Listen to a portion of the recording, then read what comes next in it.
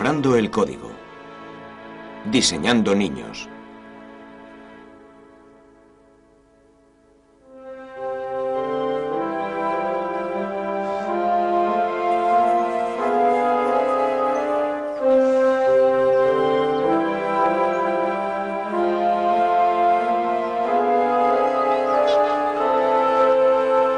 La familia Ash de Tomball, Texas, es una de las familias en el mundo que se ha visto obligada a recurrir al campo de la ingeniería genética humana.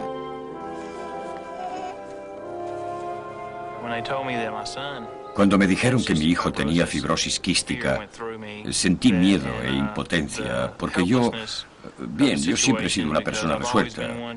Si he tenido que cambiar, lo he hecho, pero con este problema, los médicos nos comentaron que no habían tratamientos ni curas y que no podíamos hacer nada al respecto. La fibrosis quística es la enfermedad hereditaria más común en el mundo occidental.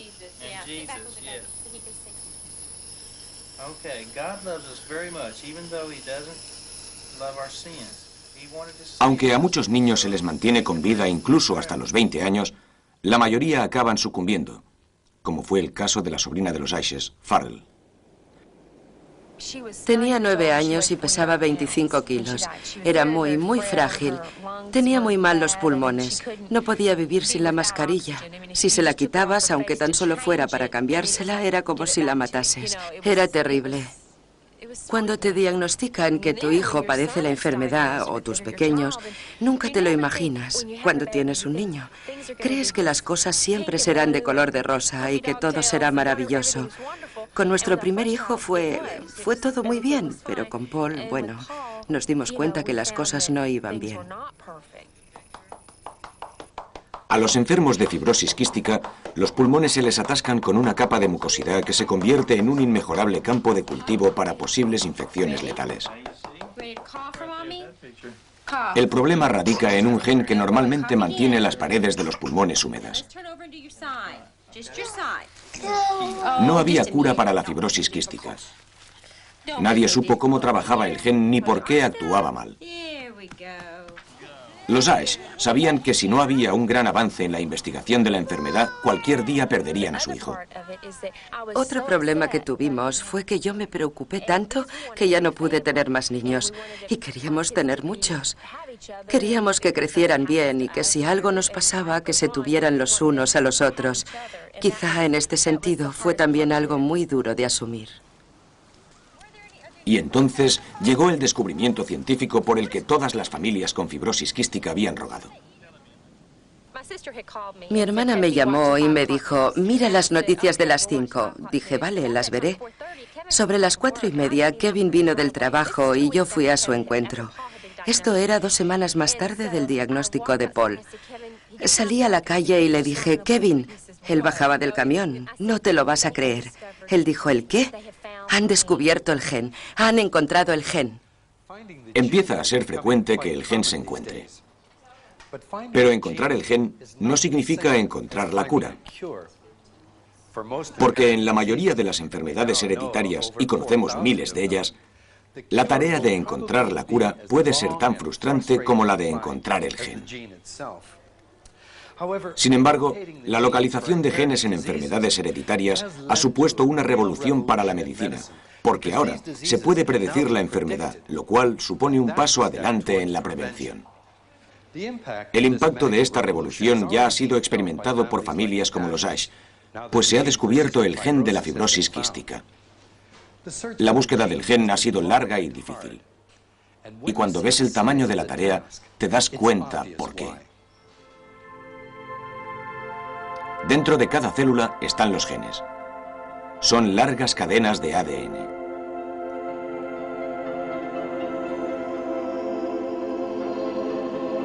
En todas encontramos unos 1000 genes, y cada una supone una instrucción precisa, escrita en las 4 letras del código genético, T, A, G y C, que son las iniciales de los 4 elementos químicos que forman las cadenas doble hélice del ADN. Se necesitan 6.000 millones de letras del código genético para dar las instrucciones de creación de un ser humano. Si escribiéramos esas letras y las almacenásemos, esto es lo que obtendríamos.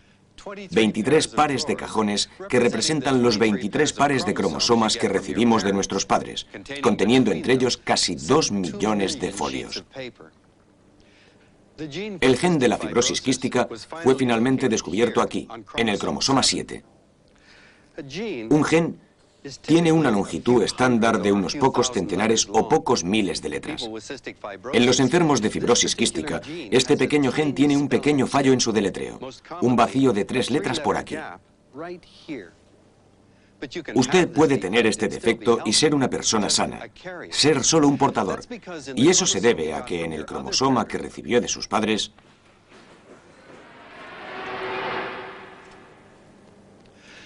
usted tiene una copia del gen,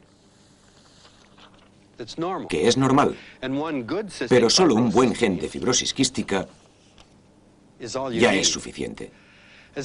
Más de 1 de cada 30 personas es portadora y no lo sabe. Pero si tienen hijos entre sí, hay una posibilidad entre 4 de que el bebé tenga 2 genes defectuosos. Esto es lo que sucedió cuando Kevin y Tessie tuvieron a Paul. Se enfrentaban a la misma proporción de 1 a 4 si intentaban tener otro bebé. Pero entonces los Ash tuvieron una oportunidad extraordinaria para superar este problema. Porque en Londres se experimentaba con una nueva técnica. Tessie Ash fue al hospital Hammersmith, donde Robert Winston la ayudaría a escoger los genes de su nuevo hijo. El problema, por supuesto, es que cuando manipulas un embrión humano existe un riesgo teórico de que puedas dañarlo y si esto ocurre, podría nacer con alguna anormalidad. No sugiero con esto que nacería un bebé al que le faltaría un brazo o una pierna u otra parte porque hemos movido la célula, pero de lo que hay que darse cuenta es que es una técnica experimental. El experimento se inicia con lo que hoy en día es el procedimiento habitual para las parejas que quieren tener hijos por fertilización in vitro. Tras varios días de tratamiento hormonal para madurar los óvulos de Tessie, estos son extraídos con una fina aguja.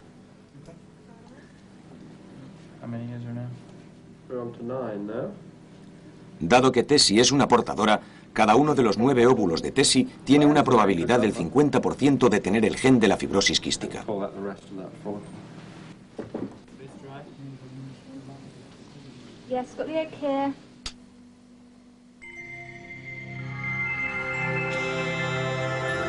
Cada millón de espermatozoides de Kevin tiene la misma probabilidad de tener el gen defectuoso.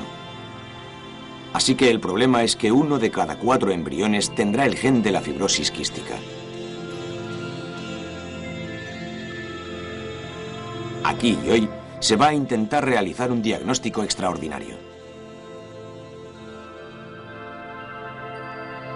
En esta pequeña mota microscópica, que son 8 células, cada embrión, potencialmente el inicio de una nueva vida, tendrá su código genético descifrado y su destino determinado.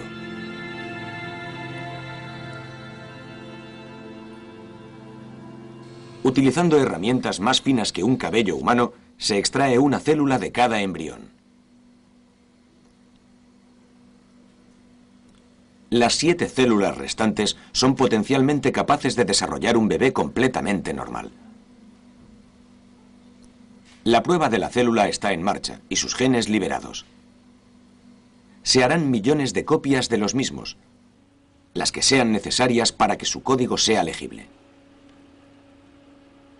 Solo se ha llegado hasta aquí con 4 de los embriones de Tessie. ¿Hay alguno de ellos que esté libre del gen de la fibrosis quística?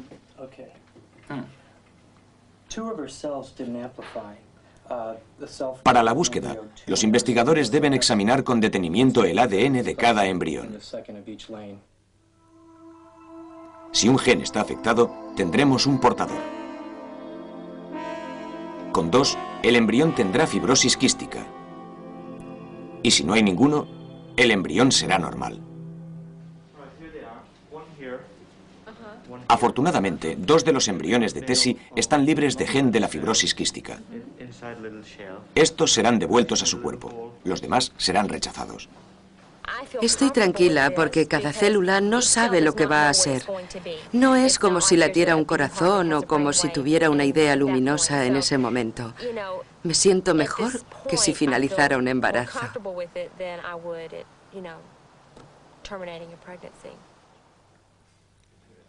El resto del procedimiento es el rutinario de una fertilización in vitro.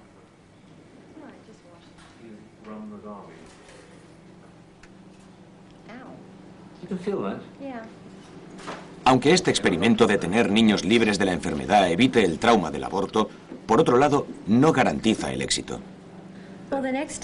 Bien, el siguiente paso es esperar. En 2 semanas me haré el test de embarazo para comprobar si lo hemos conseguido. Si no es así, pues nada. Pero si lo logramos, ya veremos. A lo mejor vendrá 1 o quizá 2. Ya se verá. Y sucedió. Tessie no se quedó embarazada, lo cual no es frecuente para una mujer fertilizada in vitro de forma convencional.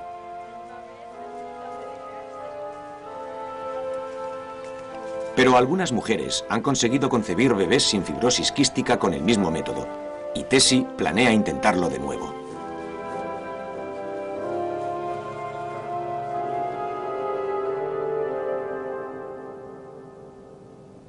Cuantos más genes sean localizados, más parejas tendrán la ocasión de escoger niños sanos. La caza del gen no afecta solo a la generación del futuro. Todo el mundo tiene secretos escondidos en sus archivos genéticos, genes que nos pueden predisponer a tener enfermedades como el cáncer o el ataque al corazón. En teoría, conocer el destino genético debería mejorar en gran manera la medicina preventiva. Pero ¿qué pasará al tener todo este conocimiento? ¿A quién se le deberá confiar? ¿A su médico? Probablemente. Pero ¿qué pasará con su compañía de seguros, sus empleados? ¿Y con el gobierno? ¿Y con usted? ¿Querrá saberlo?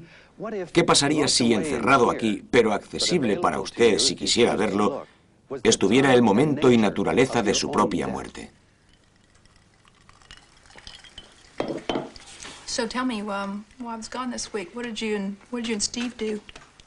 Played pool most of the time that you were gone. Oh, did you? Where'd you go? It's called Etta Places. Hace 4 años, la mujer de David, Cindy, empezó a notar algo malo en su comportamiento. Do you remember what we had last night for dinner? Do you remember what we had last night? Do you remember what we ate last night for dinner? We went to the Kmart, and then we came back. Do you remember what we did last night? Went to dinner last night. La pérdida de memoria de David no solo afecta a hechos recientes, ha empezado a borrar de su mente casi toda su vida.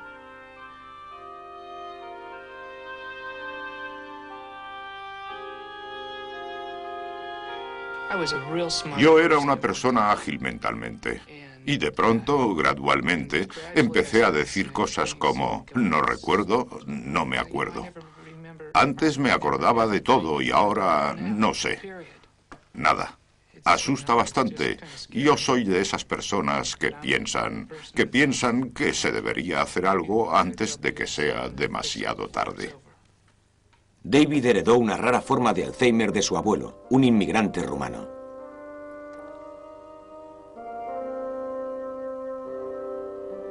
Tres de los 10 hijos de su abuelo tuvieron esa enfermedad.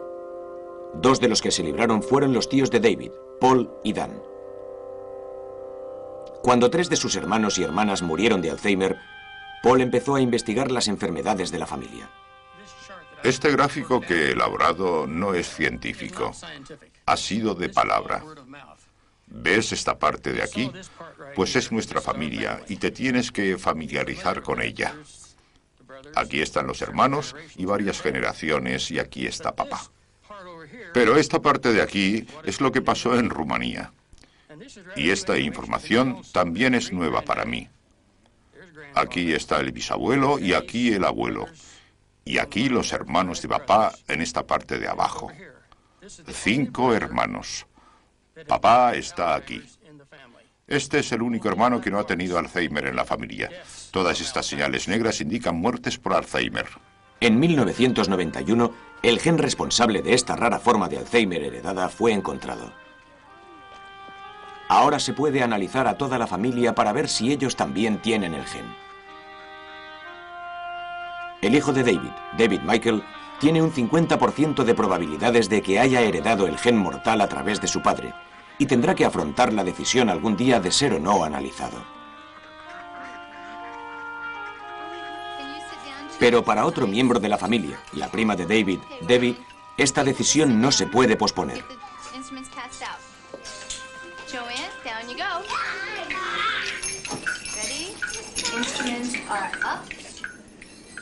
Su madre murió de Alzheimer a la edad de 53 años. Y Debbie vive con el conocimiento de que ella también puede haber heredado la enfermedad.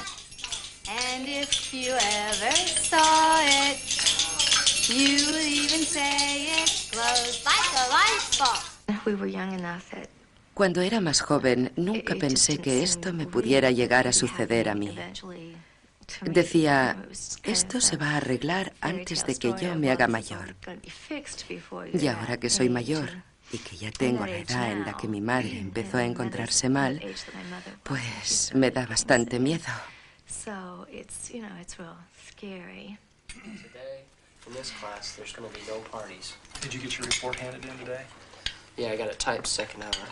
Debbie tiene 3 hijos. El mayor es Josh. Bien, el hecho que más me preocupa respecto al comportamiento de mi madre, que yo veo, es que tiene algunas pérdidas de memoria y que al decírselo al médico, este le comentó que todo era debido al estrés. Mamá ha estado sometida a un fuerte estrés últimamente que le puede haber ocasionado algunos lapsos de memoria, pero es inevitable preguntarte si tiene la enfermedad y si está surtiendo efecto delante de nuestras narices.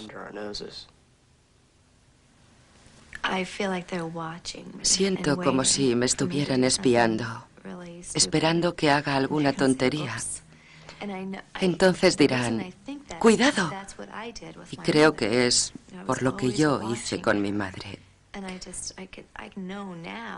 Siempre la vigilaba y ahora me doy cuenta de lo terrible que debía ser para ella saber que estaba perdiendo facultades y que todo el mundo se lo hacía todo. Iba a la universidad cuando empezó a empeorar. Solo nos veíamos por vacaciones. Era una persona tan magnífica y fue muy duro ver su deterioro. La situación a la que Debbie se enfrenta es hacerse o no la prueba. Si se la hace y el test resulta negativo, se habrá quitado un gran peso de encima.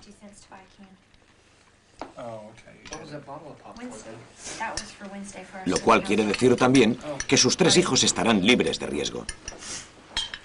Pero ¿qué sucederá si el test da positivo? Si me dicen que sí, que tengo el gen, ya no habrá esperanza. Sería muy deprimente. Pero ahora lo que tengo, al menos, es esperanza. Por ahora, Debbie ha decidido no hacerse la prueba. Su vida ya ha sido marcada por la posibilidad de la enfermedad. Por el momento, Debbie ha elegido la esperanza por encima de la certeza. Ha marcado mi vida en el sentido de que no he dejado que nada pasara simplemente. Y he intentado aprovechar todas las oportunidades que he tenido para hacer cosas buenas para mis hijos y así marcar una diferencia en sus vidas. Porque sé que la vida es muy corta. El dilema de Debbie me afecta personalmente. Mi madre murió de Alzheimer. ¿Elegiré ver si tengo la enfermedad o no si se hiciese una prueba conmigo? He pensado mucho sobre ello y honestamente no sé la respuesta. Debo declarar que no se ha descubierto un solo caso de Alzheimer por razones genéticas, aunque sigue la búsqueda. Una vez se descubre el gen de una enfermedad, es fácil crear test para ver si se tiene. El problema es encontrar una cura. Así que tras el descubrimiento de un nuevo gen, mucha más gente será capaz de conocer su futuro, pero no de cambiarlo. Por supuesto, todo el mundo anhela que los conocimientos sobre los genes permitan encontrar nuevas vías de tratamiento. Y hay otra posibilidad tentadora. En lugar de intentar curar los problemas que causa un gen roto, ¿por qué simplemente no se sustituye ese gen?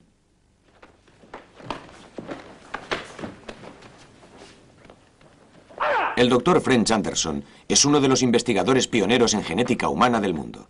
Durante los últimos 10 años ha discrepado con muchos de sus colegas sobre el hecho de decidir si había llegado el momento de reparar los genes humanos defectuosos.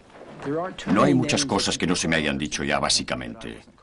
Que todo esto era prematuro, que estaba fuera de lugar, que todo era muy superficial, que no iba a continuar sucediendo los próximos 10 años, que levantaba falsas esperanzas, que la terapia genética no se podría aplicar hasta 10 o 15 años. Toda la comunidad científica pensaba todas estas cosas. Pero la persistencia de French Anderson fue recompensada cuando una familia de Cleveland, Ohio, contactó con él.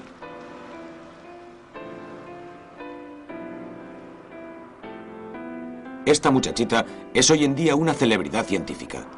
Ashley de Silva es la primera persona de la historia que ha sido tratada de una enfermedad grave a través de terapia genética. Pero aunque ella ha sido famosa mundialmente, su nombre ha sido hasta ahora un secreto celosamente guardado. El destino no ha sido benigno con la familia de Silva.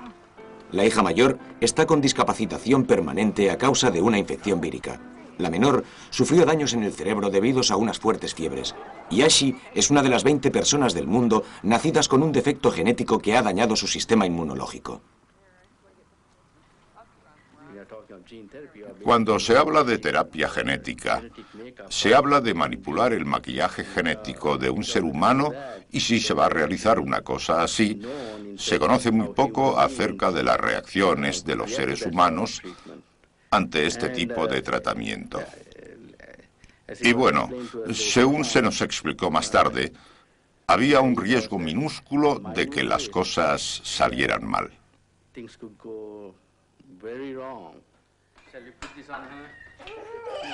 Para los de Silva, la terapia genética era como una lotería que podía salvar la vida de Ashley y que representaba la última esperanza de salud para la niña.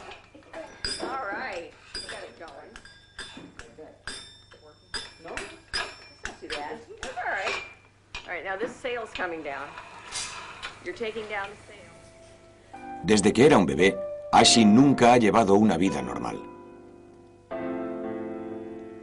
Sus padres veían impotentes cómo sufría una continua cadena de infecciones amenazadoras.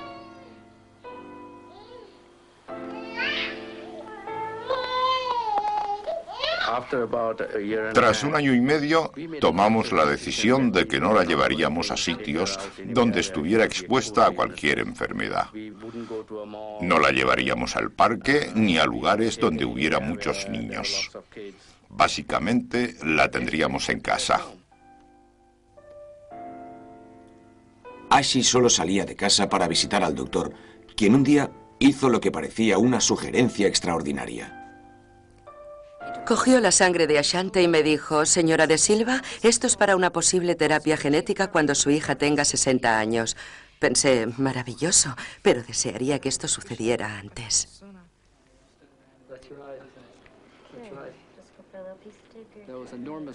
Había una resistencia emocional muy grande a la idea de poner un gen en un ser humano y ver qué pasaría.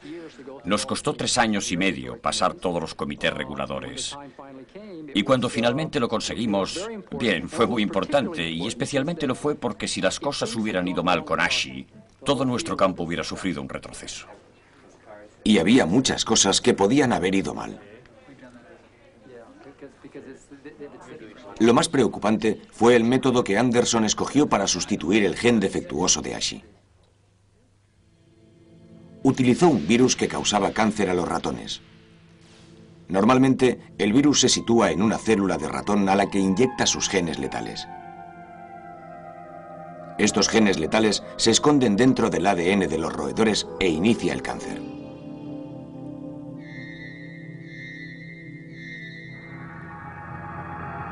Este virus mortal se convierte en un virus que salva vidas. Primero se sustituyen los genes cancerígenos por un nuevo gen curativo. Luego se infecta deliberadamente al paciente con este virus salvavidas y se inserta el nuevo gen igual que el gen cancerígeno. ¿Cuál es el nuevo gen resultante de este proceso? ¿Y qué posible daño causará a las células sanas? French Anderson necesitaba encontrar una enfermedad para su experimento. Buscaba una enfermedad que fuera causada por un único gen defectuoso, incurable por cualquier tratamiento conocido y lo suficientemente mortal para que el riesgo mereciera la pena. Pensé con mucho detalle a qué enfermedad me dirigiría, qué sistema emplear. Quiero decir que pasé 15 años realizando todo esto y escribiendo en la revista Science de 1984. Y dije, esta es la enfermedad y este es el sistema. Y en ambos casos la gente no estuvo de acuerdo en aquel momento, ni con la aproximación ni con la enfermedad. La enfermedad que Anderson tomó causa los trágicos casos de los bebés burbuja. Bebés que deben estar permanentemente bajo protección contra infecciones porque su sistema inmunitario no funciona. Muchos de esos bebés están perdiendo una enzima crucial llamado ADA a causa del gen defectuoso. El plan de Anderson era dar a estos bebés una copia activa del gen y que debería producir una cura permanente.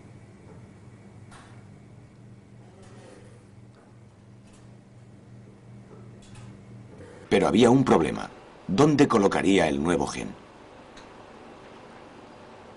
Lo ideal sería colocarlo en las células que crean el sistema inmunitario, pero ni él ni nadie más habían encontrado las células adecuadas. Estaba desconcertado hasta que conoció a los inmunólogos Ken Colbert y Michael Blaise. Ellos le sugirieron que pusiera el gen en las células inmunológicas más maduras que circulaban por la sangre. Ya que estas células no tienen una larga vida, la cura no sería permanente. Pero si la idea funcionaba, aunque solo fuera temporalmente, ayudaría a los bebés con deficiencia de ADA y apoyaría el enfoque de Anderson. Por aquel entonces apareció una nueva medicina contra la enfermedad. Parecía que ayudaba a los bebés con deficiencia de ADA, pero Ashi de Silva seguía teniendo muchos problemas para combatir sus infecciones. Así que los de Silva empezaron a discutir si Ashi debía ser la primera persona en recibir la terapia genética. Crees que debes proteger al niño y haces todo lo posible. Personalmente, yo estaba tremendamente nervioso. Estaba muy preocupado con las consecuencias. Era como entrar en una habitación a oscuras. No sabes lo que te puedes encontrar. Nadie lo sabía. It would be less worrisome had the patients shown no benefit from what you'd already done, and you'd say, fine, then I'll scrap that and go on and try something else. And I still just have only these two patients El concepto de terapia genética fue tan controvertido que hasta el Instituto Nacional de Salud Pública creó comités específicos para debatir los proyectos de Anderson. Estos debates provocaron la aparición de temores básicos en referencia a la terapia genética. Cuando la gente piensa en ello, lo hace creyendo que altera a la persona de alguna manera en su aspecto o forma. Todas las películas científicas, de ciencia ficción, que la gente ha visto sobre la creación de insectos gigantes, ranas o personas gigantescas resultantes de la manipulación genética, han llevado a la gente a ver todo esto de una manera especial, con miedo. O como el primer paso hacia la modificación de la naturaleza de los seres humanos.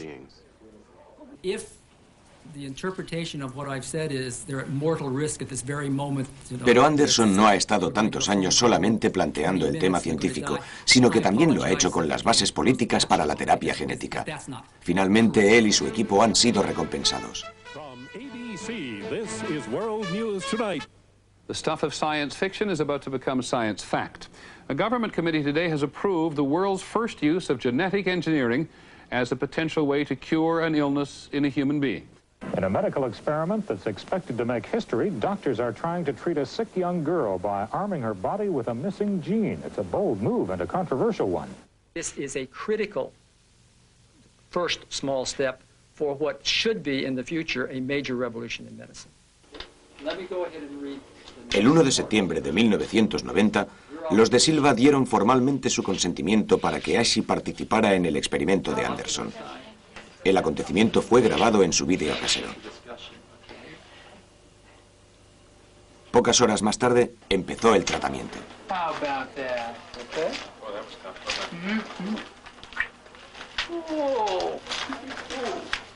Ashi recibe algunas de sus propias células inmunitarias. Han sido extraídas de su sistema circulatorio y han sido infectadas con el virus que llevaba el gen ADA. Era el inicio no dramático de una nueva era crucial para la medicina. Ashi ha recibido 9 tratamientos. Las primeras infiltraciones no aportaron nada.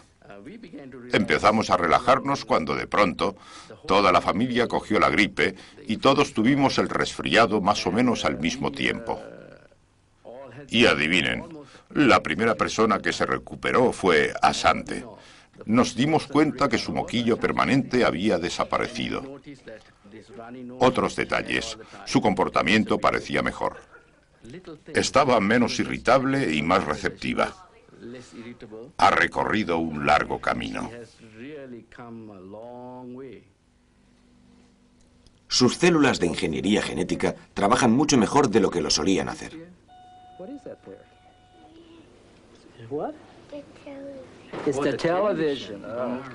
Pero, como se esperaba, esta situación no duró mucho. El tratamiento de Ashi ha sido variado recientemente. El equipo del Dr. Anderson busca ahora el santo grial, las células que generan el sistema inmunitario. Si se pueden colocar los genes en estas células, digamos, principales, Ashi estaría curada y ya no necesitaría más tratamientos. Mientras tanto, Ashi ha tenido un progreso notable. Ya no es prisionera de su propia casa y puede visitar sitios públicos sin el temor de contraer cualquier terrible infección.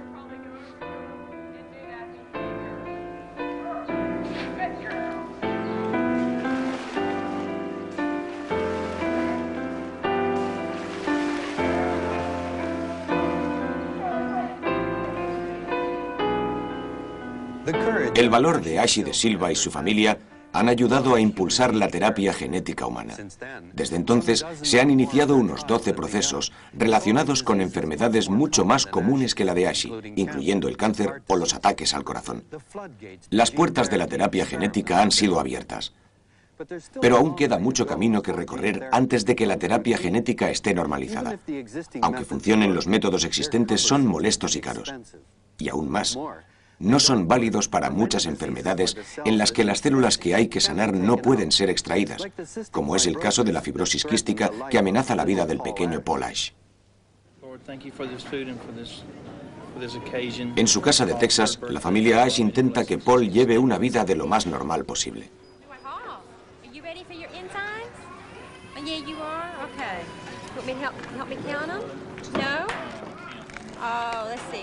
La fibrosis quística de Paul le causa problemas de digestión. Por eso tiene que tomar grandes dosis extra de enzimas con cada comida. Pero es en sus pulmones donde el gen defectuoso de la fibrosis quística ha ejercido su terrible efecto. Para pacientes como Paul, lo que se necesita desesperadamente es encontrar una manera para sustituir el gen de sus pulmones. El equipo que investiga esa forma de extracción del gen de los pulmones es el dirigido por Ron Crystal, del Instituto Nacional de Salud Pública en Washington.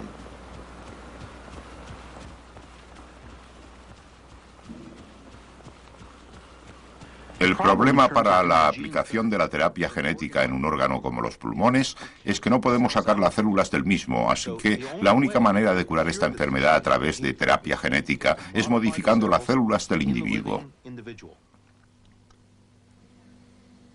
Las células que cubren los pulmones con fibrosis quística no pueden segregar fluido con normalidad, con lo que se acumula un tipo de mucosidad pegajosa que se convierte en caldo de cultivo de infecciones. El reto ahora es la extracción del nuevo gen de los millones de células de los pulmones. Un colega de Crystal sugirió que fuera un virus solo familiar para el pulmón.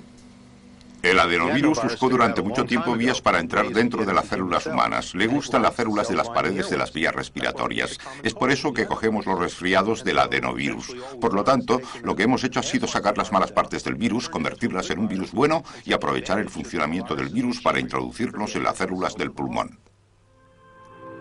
Dado que los objetivos naturales del adenovirus son solo las células que necesitan ser tratadas, se debería transportar directamente copias del gen correcto de la fibrosis quística a donde se pudiera curar la enfermedad, es decir, a las células de los pulmones. Pero a diferencia de los virus del caso de Silva, el adenovirus no inserta su ADN en sus genes huésped, sino que tan solo se mezcla con ellos. ¿Funcionaría un gen añadido de esta forma? Con el fin de llevar a cabo la terapia genética en humanos, deberíamos demostrar que el adenovirus, de hecho, podría aportar a las células anormales la capacidad de convertirse en normales. Dado que no hay un modelo animal de fibrosis quística, tuvimos que realizarlo a través de un tejido. Estas células de color violeta son de un paciente con fibrosis quística. Cuando se añade el adenovirus que contiene el virus correcto, las células pasan a amarillo y luego a rojo, al tiempo que empiezan a funcionar como células normales. No tengo ninguna duda de que el adenovirus transferirá el gen normal a las células que cubren el pulmón en individuos con fibrosis quística y que curará el defecto a nivel biológico. Utilizando un aerosol como este, Crystal ha tratado recientemente a 3 pacientes con un spray que contiene el virus. Todavía es demasiado pronto para saber si el experimento ha funcionado. Happy birthday to you. Happy birthday to you. Pero para la familia AES y todas las demás víctimas de la fibrosis quística, los resultados del experimento son cruciales. Happy birthday to you.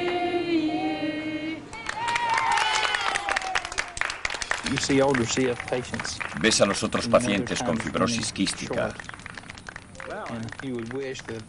y les queda poco tiempo. Y desearías que todos se salvaran. Y aunque Paul es mucho más joven que ellos y tiene más tiempo para que le encuentren una cura, bien, está como en una carrera contra el reloj entre la tecnología y... Bueno, ya sabéis, una enfermedad progresiva. Solo queda esperar. Y es muy duro.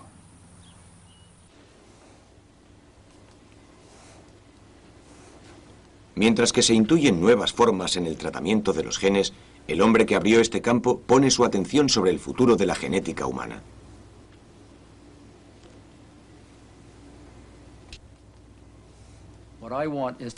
Lo que quiero es desarrollar un método que sea tan barato y simple que cualquier médico o enfermera coja un frasco de una estantería, le inyecte al paciente un gen terapéutico y así consiga tratarlo.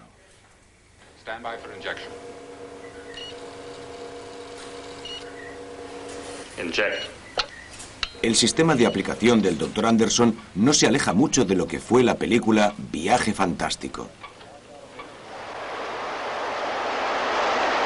En este largometraje de 1966, un submarino en miniatura y su tripulación humana buscan y tratan un órgano dañado.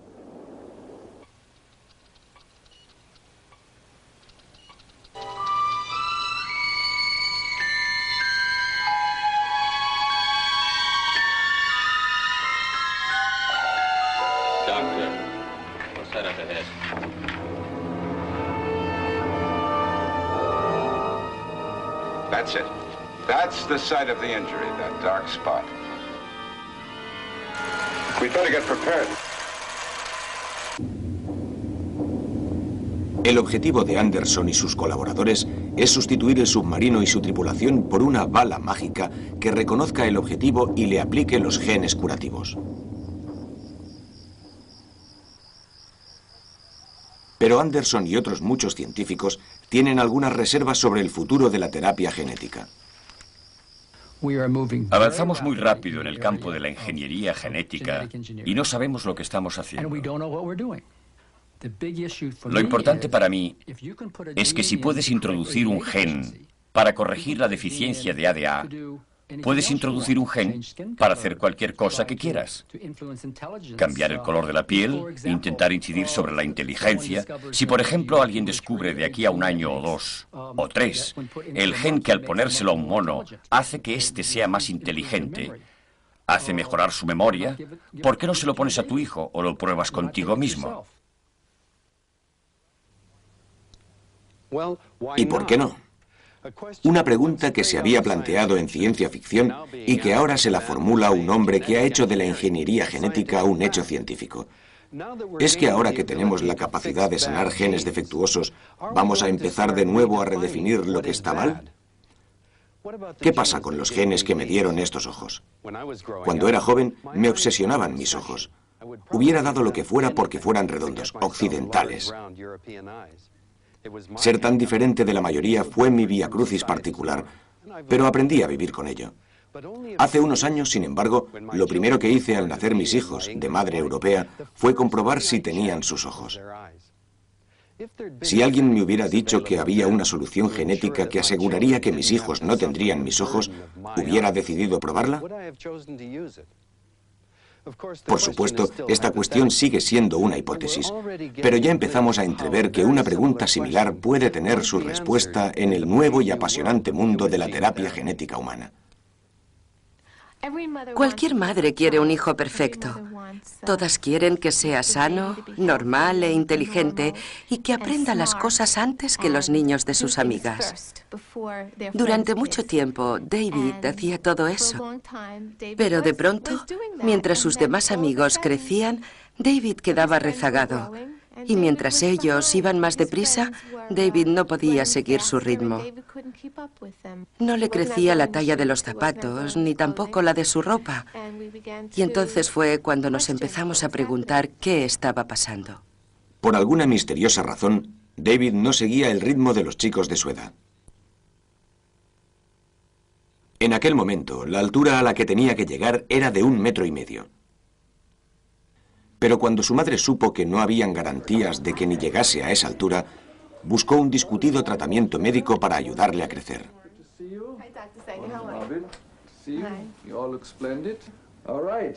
Durante 4 años, David ha recibido diariamente infiltraciones de una hormona del crecimiento. Hoy realiza su tercera visita mensual al médico para ver cómo va todo. La hormona del crecimiento fue desarrollada para tratar a personas que no crecen debido a una razón médica clara. Pero tan pronto como fue posible adquirirla, la hormona provocó un gran interés. Mis colegas y yo mismo nos vimos colapsados por tantas llamadas. Llamaban padres que querían que su hijo no estuviera al nivel de la media, sino por encima. Y así, hacer de su hijo un jugador de baloncesto o que fuera escogido para ese deporte. Esto, por supuesto, va más allá de las posibilidades médicas sobre la hormona del crecimiento y se convierte simplemente en un tratamiento estético que alimenta vanidades. David ha empezado a crecer con rapidez y ya no es un chico anormalmente bajo.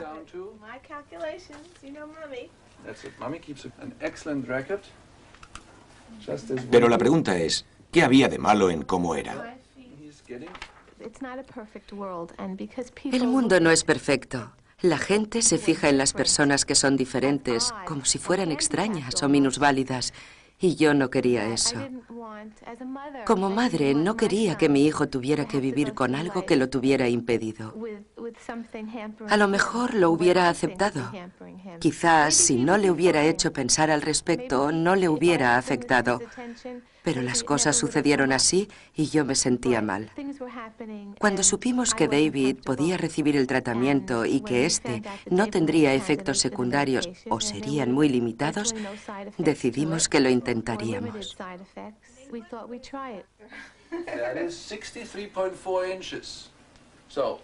Okay, David. All right. You've grown.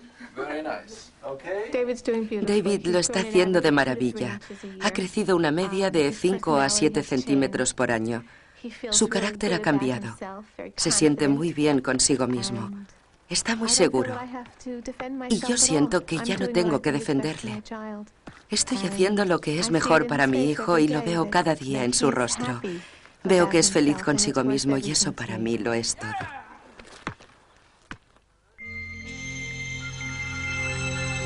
Se han necesitado 3,5 millones de años de evolución para producir un ser humano. Y 3,5 millones de años de selección natural para que sea como es. Hoy día nos es posible competir con la naturaleza. Hemos empezado a introducir genes en células defectuosas. Y ya gente como Tessie Ash recibe genes sin defectos para sus embriones.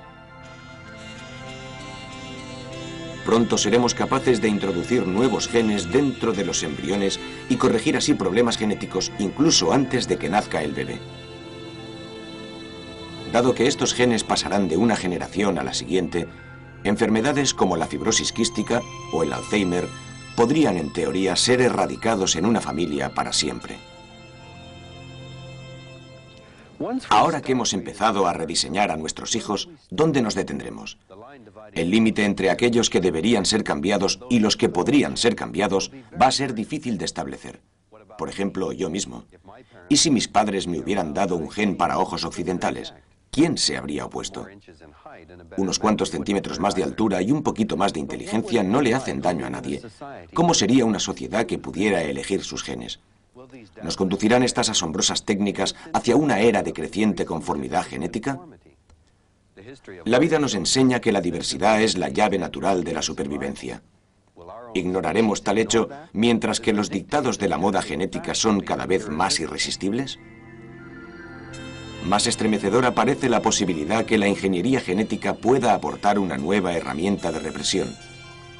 Mientras que las familias con defectos genéticos esperan, o más bien dicho, solicitan la corrección de los mismos. Como toda especie, cuando ganamos poder respecto a la naturaleza, cometemos muchos errores. Al menos por ahora, no nos hemos transformado completamente. Ahora tenemos en nuestro poder la maquinaria que nos hizo humanos. Y no podemos permitirnos el lujo de cometer errores.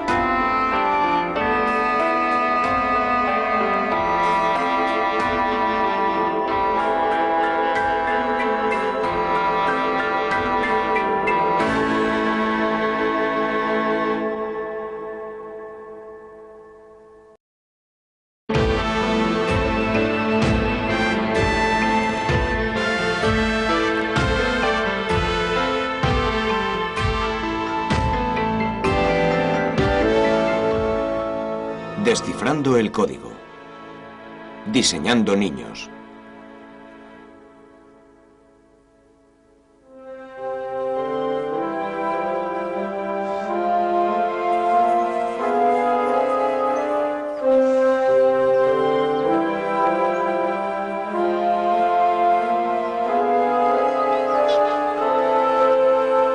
La familia Ash de Tomball, Texas, es una de las familias en el mundo que se ha visto obligada a recurrir al campo de la ingeniería genética humana.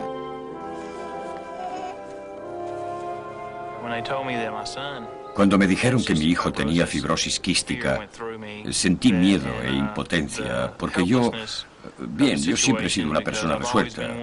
Si he tenido que cambiar, lo he hecho, pero con este problema, los médicos nos comentaron que no habían tratamientos ni curas y que no podíamos hacer nada al respecto. La fibrosis quística es la enfermedad hereditaria más común en el mundo occidental.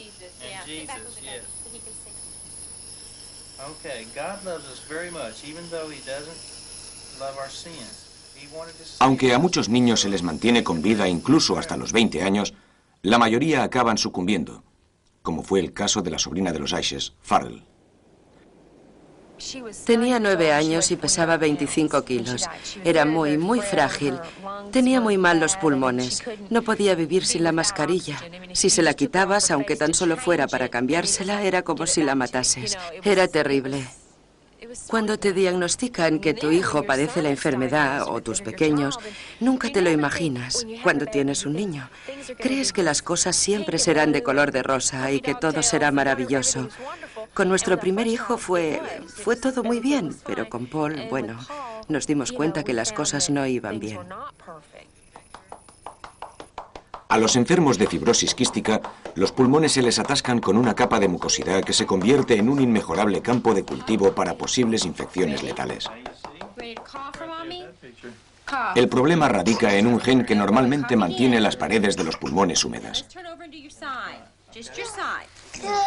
No había cura para la fibrosis quística. Nadie supo cómo trabajaba el gen ni por qué actuaba mal. Los Ash sabían que si no había un gran avance en la investigación de la enfermedad, cualquier día perderían a su hijo. Otro problema que tuvimos fue que yo me preocupé tanto que ya no pude tener más niños. Y queríamos tener muchos. Queríamos que crecieran bien y que si algo nos pasaba, que se tuvieran los unos a los otros. Quizá en este sentido fue también algo muy duro de asumir. Y entonces llegó el descubrimiento científico por el que todas las familias con fibrosis quística habían rogado. Mi hermana me llamó y me dijo, mira las noticias de las 5. Dije, vale, las veré. Sobre las 4:30, Kevin vino del trabajo y yo fui a su encuentro. Esto era 2 semanas más tarde del diagnóstico de Paul. Salí a la calle y le dije, Kevin. Él bajaba del camión. No te lo vas a creer. Él dijo, ¿el qué? Han descubierto el gen. Han encontrado el gen. Empieza a ser frecuente que el gen se encuentre.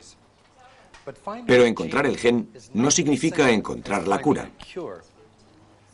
Porque en la mayoría de las enfermedades hereditarias, y conocemos miles de ellas, la tarea de encontrar la cura puede ser tan frustrante como la de encontrar el gen. Sin embargo, la localización de genes en enfermedades hereditarias ha supuesto una revolución para la medicina, porque ahora se puede predecir la enfermedad, lo cual supone un paso adelante en la prevención. El impacto de esta revolución ya ha sido experimentado por familias como los Ash, pues se ha descubierto el gen de la fibrosis quística. La búsqueda del gen ha sido larga y difícil. Y cuando ves el tamaño de la tarea, te das cuenta por qué.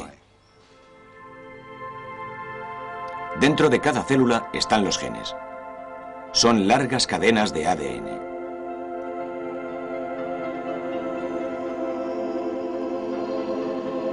En todas encontramos unos 1000 genes, y cada una supone una instrucción precisa, escrita en las 4 letras del código genético, T, A, G y C, que son las iniciales de los 4 elementos químicos que forman las cadenas doble hélice del ADN.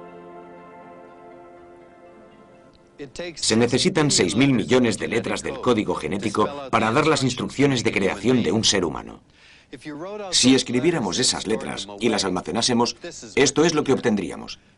23 pares de cajones que representan los 23 pares de cromosomas que recibimos de nuestros padres, conteniendo entre ellos casi 2 millones de folios. Experimental. El experimento se inicia con lo que hoy en día es el procedimiento habitual para las parejas que quieren tener hijos por fertilización in vitro. Tras varios días de tratamiento hormonal para madurar los óvulos de Tessie, estos son extraídos con una fina aguja.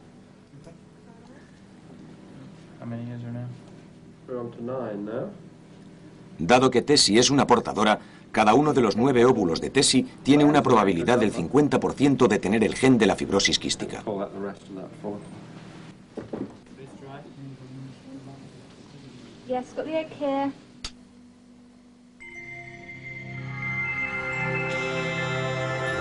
Cada millón de espermatozoides de Kevin tiene la misma probabilidad de tener el gen defectuoso. Así que el problema es que 1 de cada 4 embriones tendrá el gen de la fibrosis quística. Aquí y hoy se va a intentar realizar un diagnóstico extraordinario. En esta pequeña mota microscópica, que son 8 células, cada embrión, potencialmente el inicio de una nueva vida, tendrá su código genético descifrado y su destino determinado.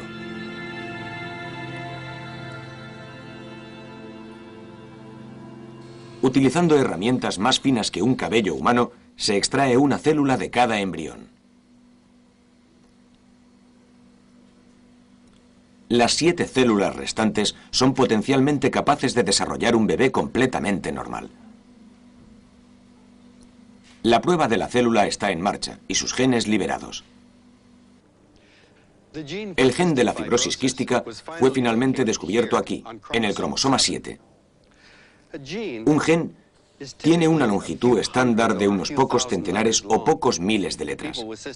En los enfermos de fibrosis quística, este pequeño gen tiene un pequeño fallo en su deletreo, un vacío de 3 letras por aquí.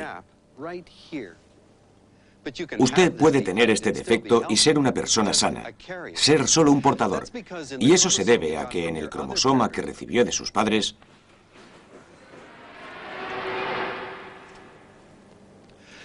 usted tiene una copia del gen, que es normal, pero solo un buen gen de fibrosis quística ya es suficiente. Más de 1 de cada 30 personas es portadora y no lo sabe. Pero si tienen hijos entre sí, hay una posibilidad entre 4 de que el bebé tenga 2 genes defectuosos. Esto es lo que sucedió cuando Kevin y Tessie tuvieron a Paul. Se enfrentaban a la misma proporción de 1 a 4 si intentaban tener otro bebé. Pero entonces los Ash tuvieron una oportunidad extraordinaria para superar este problema. Porque en Londres se experimentaba con una nueva técnica. Tessie Ash fue al hospital Hammersmith, donde Robert Winston la ayudaría a escoger los genes de su nuevo hijo. El problema, por supuesto, es que cuando manipulas un embrión humano existe un riesgo teórico de que puedas dañarlo y si esto ocurre, podría nacer con alguna anormalidad. No sugiero con esto que nacería un bebé al que le faltaría un brazo o una pierna u otra parte porque hemos movido la célula, pero de lo que hay que darse cuenta es que es una técnica